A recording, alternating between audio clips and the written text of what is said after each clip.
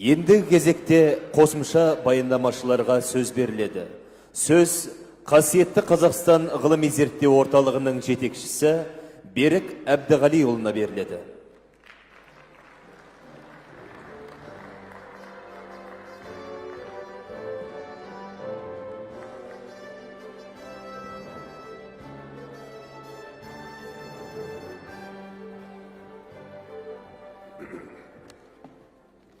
Қайырлы күн, құрметті әріптестер, алқаға қатысушылар, алқа отырысына.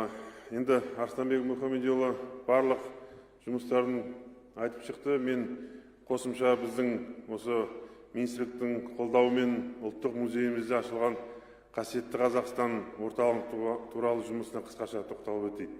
Осы соңғы 2 жылда елімізде рухани жаңғыру бағдарламасы басталып, көптеген іс-шаралар басталды. Соның ішіндегі бірі осы біздің министрлікке негізі жүктелген барлық облыстық қолдау көрсетіліп, бүкіл мекемелерде қазір ауқымды жұмыстар атқарылып жатыр. Соның бірі осы Қазақстанның киелі, қастерлі, қасиетті жерлерін анықтап, соны насихаттау. Сол арқылы біз өзіміздің тарихымызды,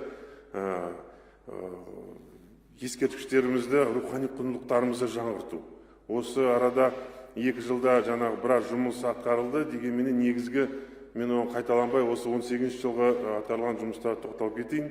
18 жылы біздің негізгі жұмысымыз, егер де 17 жылы ол бүкіл облыстың мәдениет басқармалары, біздің өлкетанушылар, ғалымдарлармен бірігіп, қасиетті жерлеріміз, ата-бабаларымыздан бұрыннан бері белгілі жатқан жерлер. Сонымен қатар бүгінгі соңғы саяси 19-20 ғасырларда Қазақстанның тарихындағы елеулі орындар, жаңа орындарды бәрін түгелдеп, бұл жағынан бір ғылыми, мәдени, рухани жоба болды. Осының негізінде көптеген жерлерді анықтап, анықтамасын бірінші елмен ақылдасып, елдің барып жүрген, тағзым етіп жүрген, және құрметтеп жүрген, соның ішінде тарихымыздағы елеулі орын алатын жерлерге, белгілі бар жерлерге бәрін қасиетті жер деген анықтамамен түгелдеп шықтық.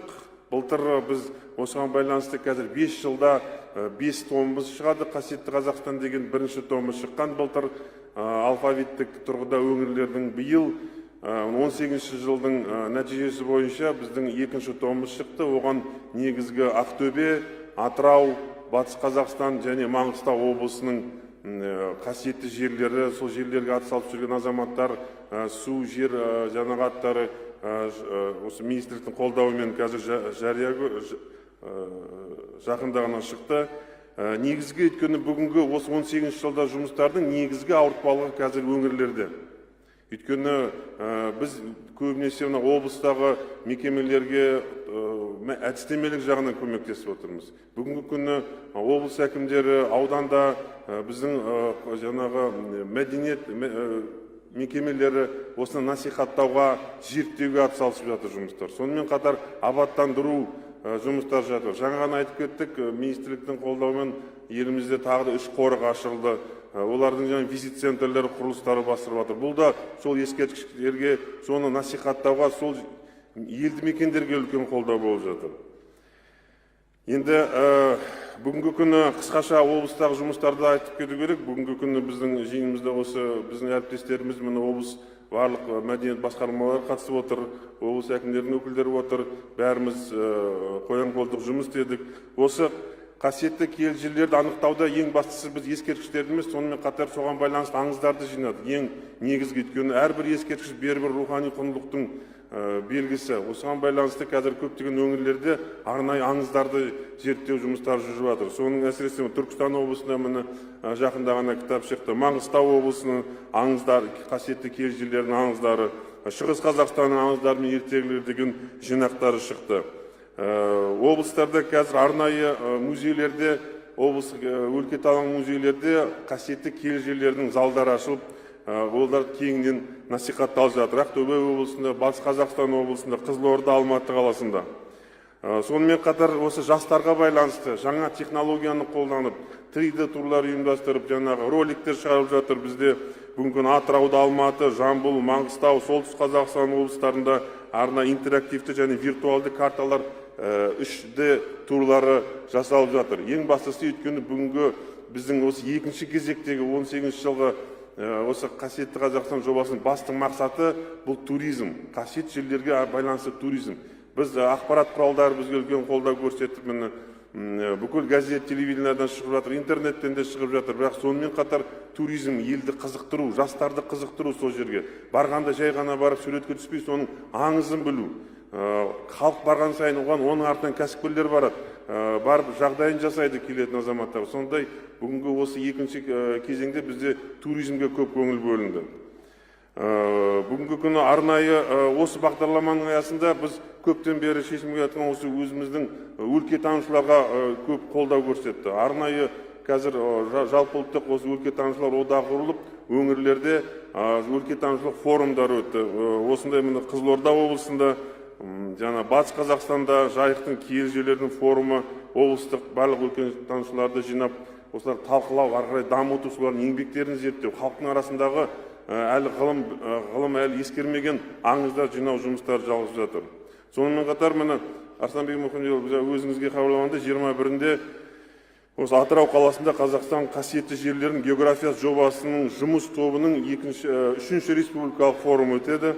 Бұл форумда осы бейсенбі күні алдағы атқарылған жұмыстарды талқылап, 19 жылғы алдымыздағы тұрған міндеттерді қарастырамыз. Форумда жаңағы әр облыстан, бүкіл Қазақстан облыстан біздің өлкетанушыларымыз, ғалымдарымыз, мәдениет басқармалары, облыстық өлкетану музейлерінің жетекшілері және шетелден келген сарапшылар қатысады. Көптеген шетелдердің, соның ішінде біздің көрші елдердің, Ресейдің де мамандарының осы біздің жобамызға қызығушылық көрсетіп отыр. Енді осыған байланысты біз осы форумды толықтай бізге қолдау көрсетіп жатқан Атырау облысының әкімдігіне өз алғысымызды айтамыз. Форумда сонымен қатар біздің барлық жердегі өлкетану музейлерге қазіргі заманға сай музейлер мәселесі, облыстық өлкетану, әдістемелік, біліктілік арттыру, тәжірибелермен алмасу жағынан қолдау, көмек көрсету жолдарын қарастырамыз осы форумда. Оған мұрындық болып отырған біздің ұлттық музей. Бүгінгі күні осы музейдің жанында осыған байланысты арнайы біліктілікті арттыратын, осы облыстардың тәжірибесін алмастыратын, жаңа экспонаттарды жалпы концепциясын құруға айналысатын арнайы орталық құру жоспарланып отыр.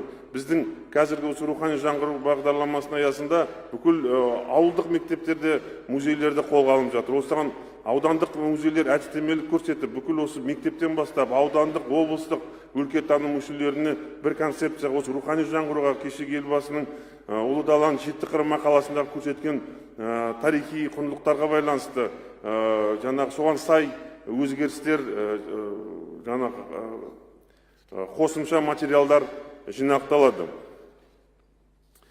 Сонымен қатар бізде осы 2 жылда осындай біраз жұмыс атқарылғанымен бізде бір мәселе әрқашан алаңдататындығы. Ол осы анықталған қасиетті жерлердің арнайы бекітілген статусы болмады. Әрине біз оны өзіміздің республикалық құрылған сараптамалық кеңесімізде мақұлдадық, дегенмен де бекіту мәселесі. Қайсының киелі және киелі қасиет дегенде қандай қағида, оның бәрібір біз оны бұйрықпен шеше алмаймыз. Әкімнің шешімімен емес, министрлік шешімімен, сол халық бұрыннан бері анықталған. Дегенмен де оған қосымша зерттеу келіп, бұл мемлекеттік статусы, заңмен бекітілу мәселесі күн тәртібінде тұрды. Өйткені біз киелі жерлерді аралап жүріп, сол жақта қариялар, елдің азаматтарымен кездескенде осындай Алланың табиғатымен, құдіретімен құрылған осындай ескерткіштерді болашақ ұрпақтарға қалай аман алып қалу. Өйткені қазір туризм құдайға шүкір дамып жатыр, бірақ туристердің де әртүрлісі бар. Жаңағы табиғи ескерткіштердің жаңағы бәрі сақтау, қорғауы елеңді алаңдатып жүретіндігін. Сондықтан осы болашақтарға аман алып қалу үшін заң деңгейінде қорғау алынса деген тілектер жиі айтылатындығын. Соған сондықтан біз үшін үлкен нәтиже ол жақында ғана осы парламент мәжілісінде тарихи мәдени мұра объектілерін қорғау және пайдалану туралы заң жобасының бірінші оқылымы қаралды. Осы жоба қасиетті, киелі, қастерлі жерлерді енді басқа қағидаларын айтпағанда жаңағы заңның, дәл осы тарихымыздағы бірінші рет заңмен бекітіліп қорғауға алынып қаралған. Енді Құдай қаласа екінші оқылымда аман есен өтіп, заңды елбасы бекітеді деп үміттенеміз. Өйткені көптеген ескерткіштердің біздің киелі қасиетті қастерлі деген жерлеріміздің көпшілігі ескерткіш емес орындары. Олар жаңағы табиғи орындар, үңгірлер, жаңағы бұлақтар, талдар, немесе төбелер, әрбір өзінің бір аңызы бар, тарихы бар. Соған халық тағзым етеді. Сол жерге бар түнейді, Алладан сол жерден тілейді. Сондықтан осының бәрін қорғап қалу үшін осы заң кеңейтілген болатын. Сондықтан осы мен осы министрліктің басшылығына және осы жобаны дайындаған министрлік ұжымына алғысымызды білдіреміз. Әрине, жобаны қолдаған мәжіліс депутаттарына, әсіресе әлеуметтік мәдени даму комитетіне алғысымыз шексіз. 19 жылға алдымыздың жоспарымыздың бірі ол шет елдегі қасиетті жерлерді анықтау. Арнайы осында бізде министрлікте қазір тапсырма берілді. Осы биылдан бастап, Құдай қаласа, қазақтың шет елдердегі қасиетті киелі жерлерін анықтап экспедициясын ұйымдастыру. Бірінші кезекте ол біздің көрші елдегі, Ресейдегі Алтайдан бастырып Астраханға дейін, сонымен Москва, Ресей, Қазан, барлық жерде біздің қазақтарға, қазақ тарихына байланысты, тұлғаларына байланысты өте қастерлі, қасиетті жерлер бар. Соларды анықтап, сол жерде жергілікті біздің азаматтармен келісіп, біз қазір міне әлемдік біздің қазақтар қауымдастығымен де келістік. Оларда сол азаматтар қолдасып, болашақта ол жаққа да туризмді дамыту. Сол жаққа да бізде қазақтар, біздің ағайындар бар екен, сондықтан біздің тарихымызға маңызды жерлер бар екен. Өзбекстанда, басқа шет елді алмағанда бірінші кезекте біз осы жұмыстарды бастауын жоспарлап отырмыз. Құрметті алқа қатысушылар, рұқсат болса, тағы да бір мәселеге тоқталғым келіп отыр. Осы елбасымыздың ұлы даланың 7 қыры мақаласының аясында басталған архив 2025 бағдарламасына қысқаша тоқталып өтейін. Жақында ғана Мәдениет және спорт министрлігінің тапсырмасымен бойынша ұлттық архив пен қолжазбалар және сирек кітаптар ұлттық орталығының жанында архив 2025 ғылыми әдістемелік орталығы құрылды. Арнайы республикалық жұмыс тобы құрылып, оған барлық орталық және өңірлік архив жетекшілері, облыстық мәдениет және архив басшыларының жетекшілері кірді. Қазір осы алға отырысынан кейін арнайы осы республикалық топтың алғашқы жиыны өтеді. Бүгінгі күні бірінші кезекте архив осы 2025 бағдарламасының мемлекеттік бағдарламасының жобасын дайындау. Сонымен қатар архивтеріміздегі шет елдердегі қайтарылған немесе анықталып қайтарылмаған құжаттардың толық сараптамасын жасап, арнайы шет ел архивтері мен кітапханаларға шығатын республикалық археографиялық экспедициялар жоспарын жасау. Биылдан бастап міне қазір бюджеттік комиссияда қарастырып отыр, қаражат бөлсе, бүкіл әлемдегі қазақтың тарихына байланысты құжаттарды түгелдеу, қайта республикалық деңгейде археографиялық экспедиция жасау. Бұл бағдарламада біздің білім және ғылым министрлігіндегі тарих, шығыстану институттарымен, оқу орындарымен бірігіп, ғалымдармен бірігіп ортақ жасаймыз.